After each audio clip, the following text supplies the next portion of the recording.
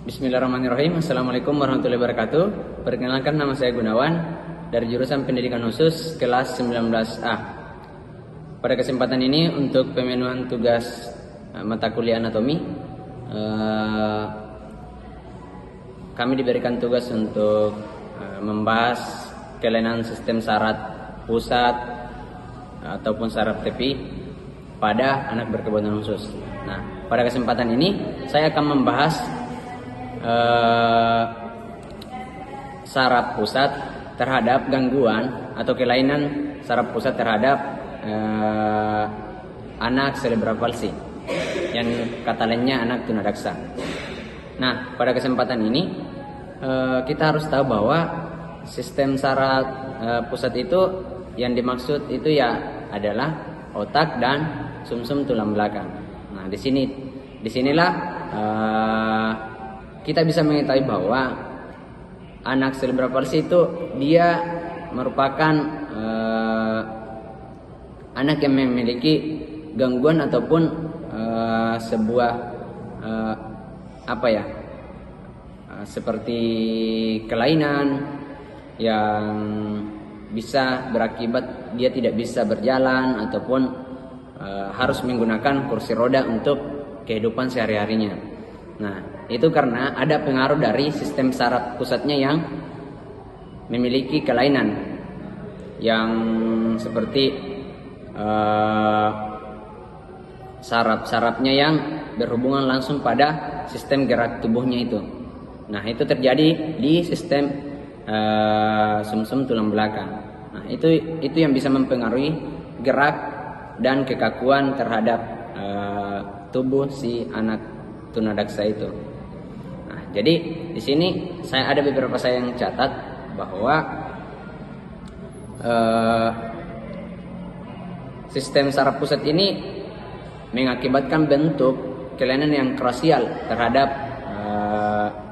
tubuh kita ataupun tubuh anak tunadaksa, dan ini sangat mempengaruhi kehidupan anak secara keseluruhan. Kenapa saya katakan seperti itu? Karena hal ini yang membuat mereka dipengaruhi oleh kesulitan untuk bergerak ataupun melakukan aktivitas sehari-hari. Itu kan yang dimaksud dengan secara keseluruhan, secara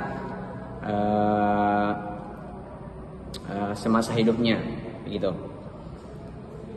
Nah, ada juga bahwa sumsum tulang belakang merupakan pusat aktivitas manusia, mulai dari kesadarannya, kecerdasannya, hingga kemampuan motorik kasar dan halus. Nah, kendati demikian, derajat kecacatan fisik akan terjadi ketika hal itu terjadi, ketika gangguan saraf pusat itu ada di tubuh seorang anak. Nah, itu yang mengakibatkan anak tunadaksa kesulitan dalam melakukan aktivitas, karena di balik itu ada gangguan dari sistem saraf pusatnya. Nah, kita lanjut, dan ketika itu, nah ada yang dikatakan, saya memberikan sedikit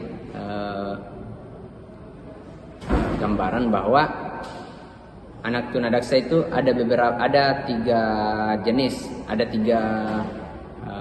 lah. Yang pertama, tunadaksa ringan, tunadaksa sedang, dan tunadaksa berat.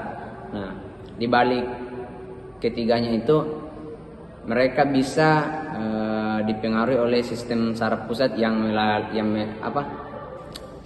ada kelainan di situ. Nah, jadi teman-teman harus tahu bahwa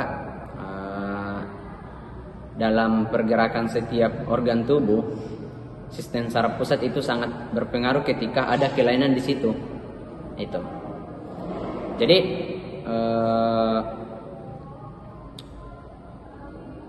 mungkin itu yang bisa saya sampaikan.